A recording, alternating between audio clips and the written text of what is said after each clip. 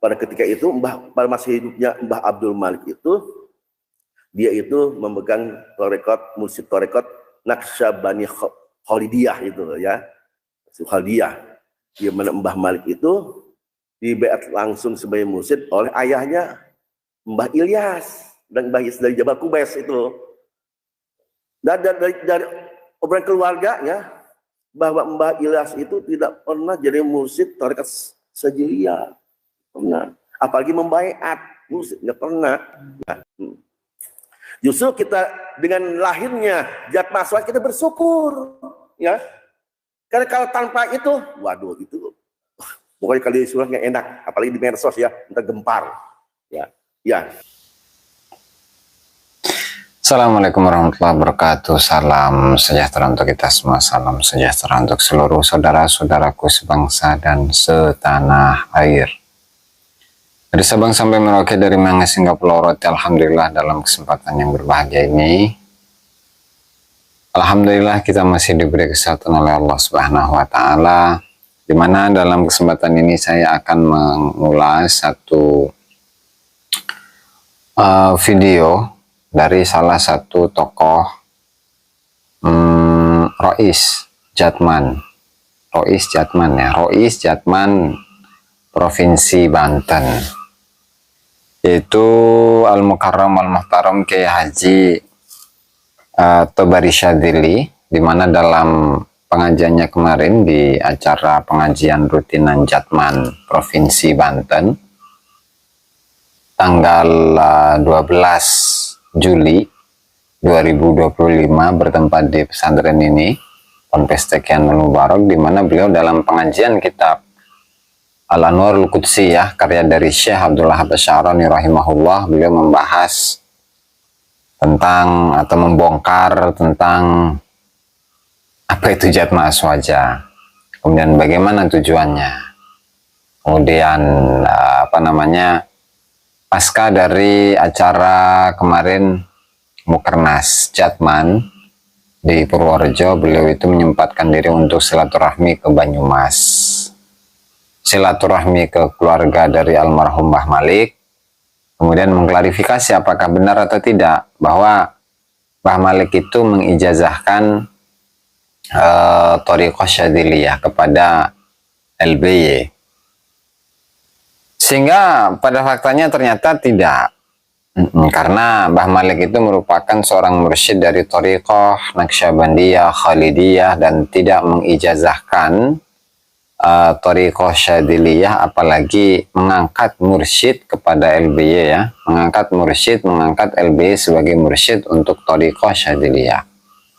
Sehingga ini dibongkar habis oleh beliau, dan tentu itu adalah sebuah informasi yang sangat penting, karena untuk membongkar bagaimana Jatma Aswaja itu didirikan untuk sebagai pembangkangan begitu ya, kurang lebih kepada Jatman yang selama ini sudah dipimpin oleh LBY beberapa periode. Kemudian yang berikutnya itu adalah mengenai sanad Thariqah Syadziliyah yang disambungkan kepada Mbah Malik Banyumas. Dan langsung saja tanpa berlama-lama, mari kita simak bagaimana yang disampaikan oleh Kiai Haji Tobari Syadzili selaku Rois Jatman Provinsi Banten. Silahkan. Di dalam kitab ini juga sudah ada sejak zaman Mursyid Syekh Mursopi pada tahun 1930 ya. Pada zaman dulu kerajaan Mesir ya, itu mursyid terakhir itu Syekh Mursopi ini seorang mursyid yang benar-benar hebat ini ya, ini sampai-sampai raja-raja penguasa-penguasa hormat sama dia lah ini ya. Tapi setelah dia meninggal, bermunculannya melahirkan misalnya kalau kita mendirikan organisasi tarekat Jatma Aswaja gimana? Jatma Aswaja. Memang sudah ada dan ilmunya Allah diajari, sudah ada dan ilmu Allah dijajali. Justru kita dengan lahirnya Jatma Aswaja kita bersyukur, ya. Karena kalau tanpa itu, waduh itu, pokoknya kali suratnya enak, apalagi di medsos ya, gempar. ya. Jadi kemarin seperti saya setelah pelantikan ya di Banyumas. Ya, tanggal 7 itu. Sama kelas ya.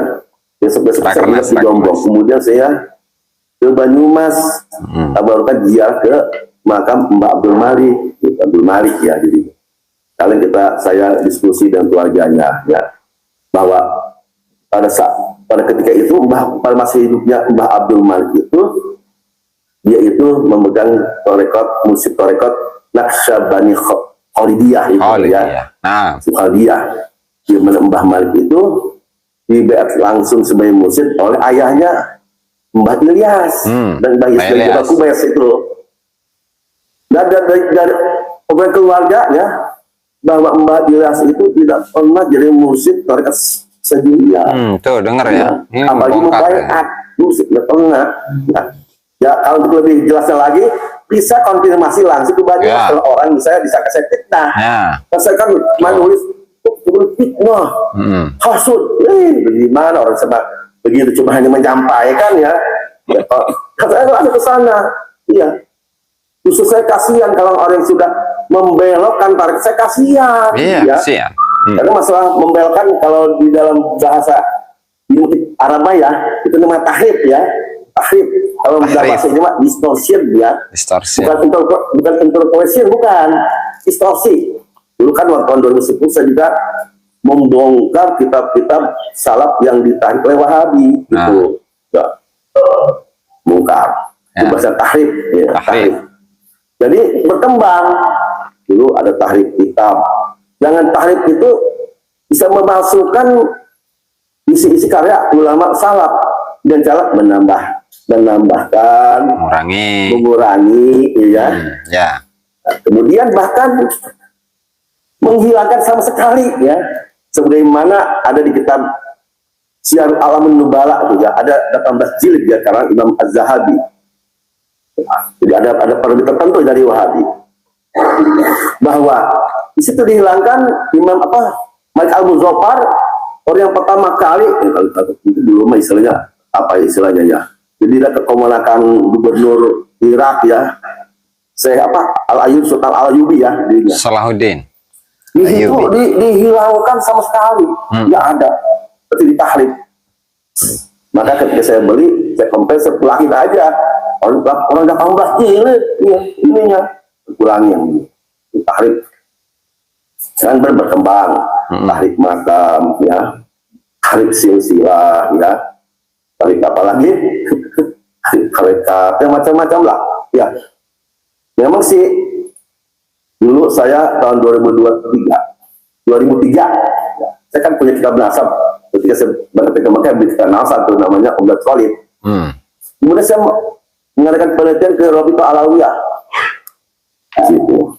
Nah, di hasil penelitian itu ada silsilah Wali Songo, silsilah ada di dia, ya. Padahal kan berhak itu kan dari kerajaan atau Kesultanan Nusantara ya, Indonesia ya, Indonesia. Berhak.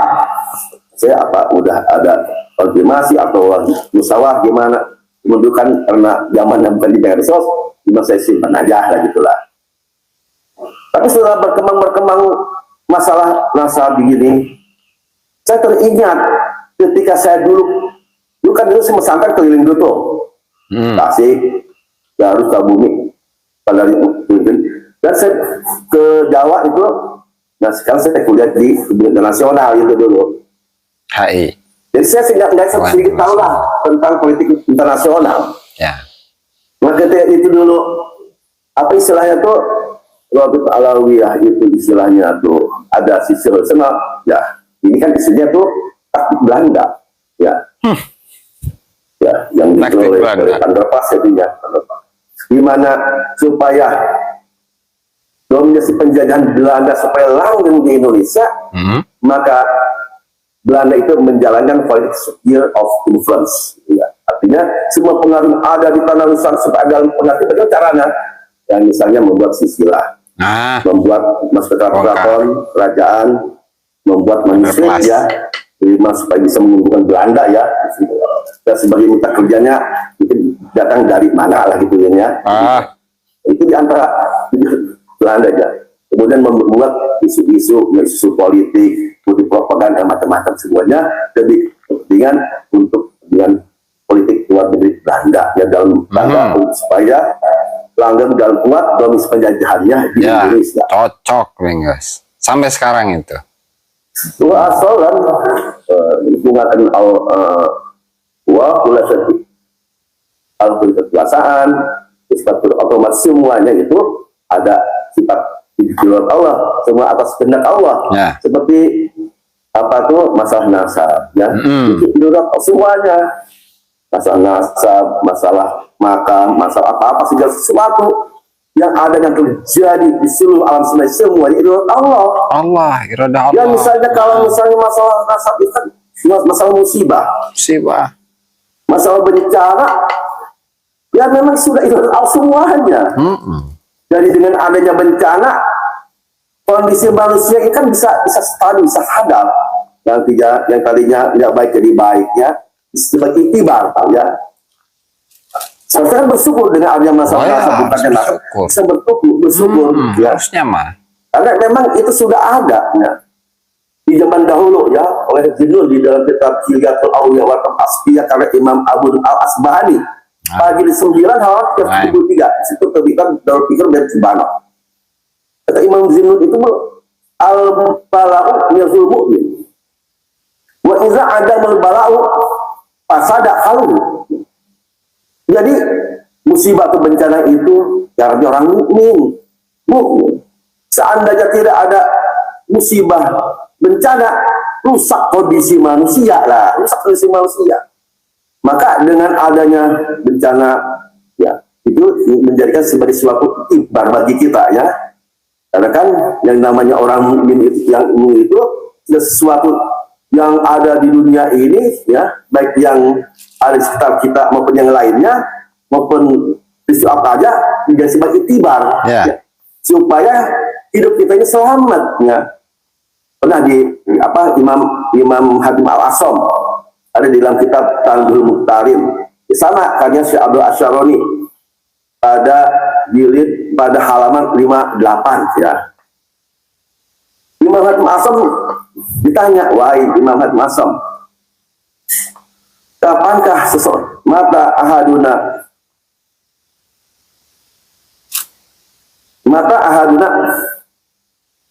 kali ini lagi lah.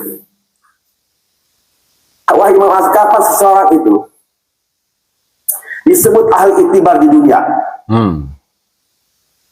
Jawab Imam Asam, qala bila kula syai'in akibatuhu ila kharab wa sahibu ila turab.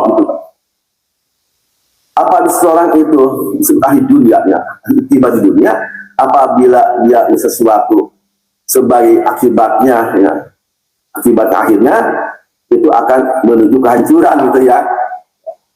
Ya, maka semua dalam ajaran nasab dalam mati sebagai itibar. Kita akan mati, buat apa sih nasab mulia, ya? Kalau seandainya amal tidak punya amal, tidak berilmu, ya, tidak bermanfaat bagi umat ini. Maka nanti sebagai pelaku dalam akhirnya kan akan mengalami kematian, semuanya ini. Maka itu hikmah. Semuanya kan ditulisan hikmah, semua yang ada di seluruh dunia ini semuanya hikmah, Terus lagi tanggung, ya.